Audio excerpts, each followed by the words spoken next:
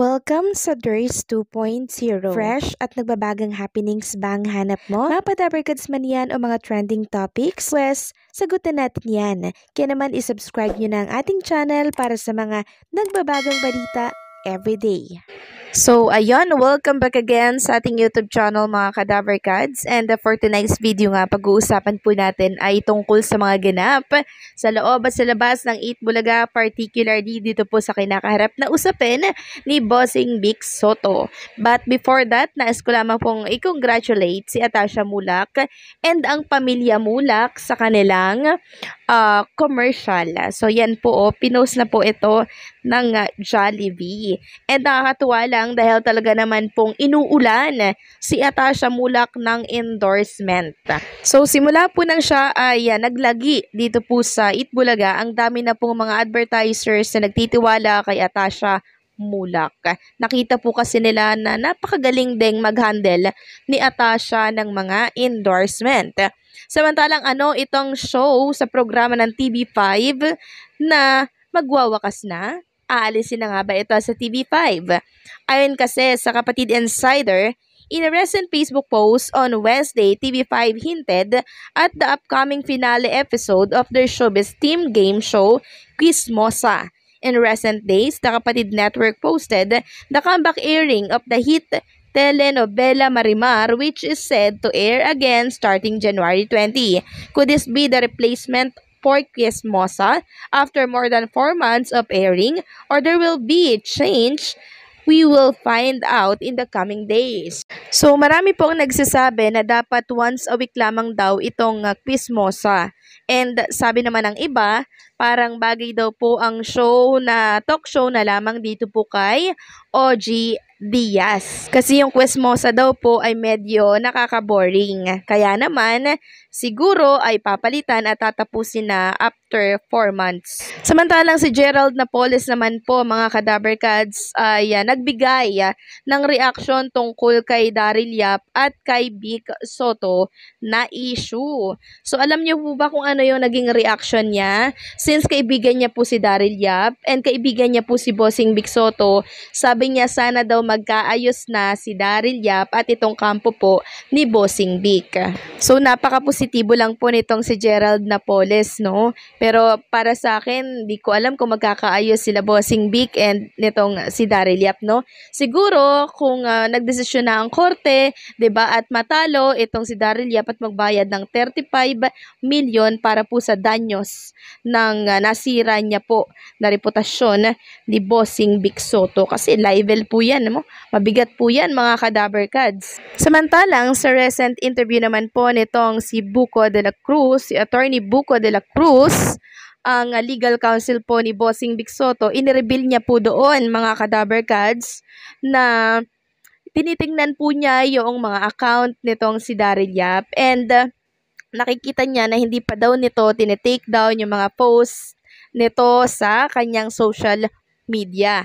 So, possible daw na maghain po sila or mag-file po ng motion in contempt. So, possible daw po na makontempt itong si Daryl Yap pag hindi pa rin niya po, no, binabago itong mga pagpo-posting and syempre yung panig po nitong director na lagi pong nagpapa-interview din itong kanilang legal counsel, di ba meron pong gag order na umiiral na hindi po dapat i-share sa social media or sa publiko yung tungkol sa nangyayari sa kaso, yung mga tinatalakay po sa korte, kasi possible na magkaroon sila dito ng panibagong kaso or pwede silang magmulta or pwede rin silang makulong. Ayon din kay Attorney Buko de la Cruz na meron po silang matibay na ebidensya or ihaharap po na witness laban po sa kalaban po nila. So, sino kaya yung mga witness na yan? So, dito na po magkakaalaman, sa unang pagharap po nila sa January 17 po yan at 2025, mga Kadabarkads. Kaya meron naman po tayong dapat abangan tungkol sa kasong pinagtatalunan ngayon sa korte. Pero paano nga naman natin malalaman, di ba? Kung ayaw po nilang mag-share ng tungkol dyan kasi nga po may gag order. So, eto po, mga Kadabarkads, no? Pag na-disobey itong gag order na to, since sila po ay pa-interview ng pa-interview, Person who breach gag orders may be prosecuted, resulting in a fine or imprisonment, or both agency will decide whether to prosecute on a case-by-case basis.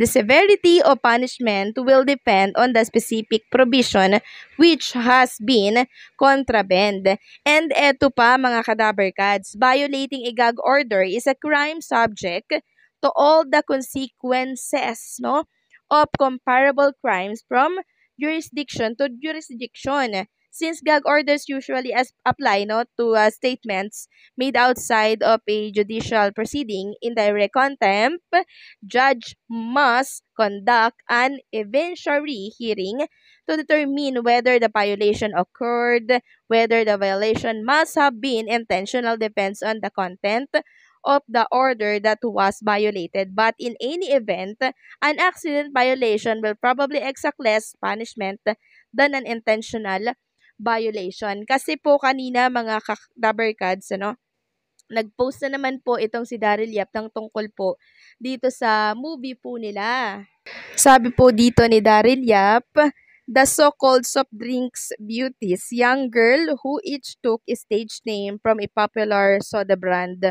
So, andito po syempre si Pepsi Paloma. Ayun, bali apat po sila mga kadabarkads. So, nagpo-post pa din po itong si Daryl Yap sa kanyang social media. And kung magbabasa nga kayo ng komento sa naturang post ni Daryl Yap, sabi po ng ilang mga netizen, boycott pa rin. So, ibo-boycott daw nila itong pelikula nitong si Daryl Yap. Pero ang una kong tanong, papayagan nga kaya ito ng MTRCB? Makakalusot nga kaya ito? Kasi meron po ngayong kinakaharap itong pelikula ni Daryl Yap which is itong cyber libel nga na pagbanggit sa pangalan po ni Bossing Vic. Saya pa dito ng isa, dapat kasuhan din si Daryl Yap ng child abuse, nabully yung anak ni Bossing at pati mga apo niya. So pwede rin po, no, siguro naman sa mga nakakaalam ng batas dyan, pasok siguro itong child abuse since ang pinagmulan po ng pang-aabuso or pagbubuli ay itong trailer nga po ng movie nitong si Daryl Yap. So another kaso na naman yon mga kadabarkads pag nagkataon na maisipan po ito ng legal counsel po ni Bossing Vic Soto. And ang tanong dito mga kadabarkads ay papayagan ba ng MTRCB ang naturang pelikula? At pag hindi po yan pinayagan, syempre, ang laki ng lugi nito kay Daryl Yap. Tapos, pag natalo pa sa kaso, magbabayad pa siya ng 35 million. Tapos, pwede pa pong madagdagan yung kaso niya. So, magandang labanan po ito, mga kadabarkads. Sino kaya ang mananalo? But hopefully, manalo po si Bossing Vic Soto para makuha niya, syempre, yung 35 million. Diba? And patigil na din po yung mga pang-aakusa po sa kanya. So hanggang dito na lamang po ang update natin. Maraming salamat sa patuloy na pagsuporta and don't forget to like, share, comment, and subscribe.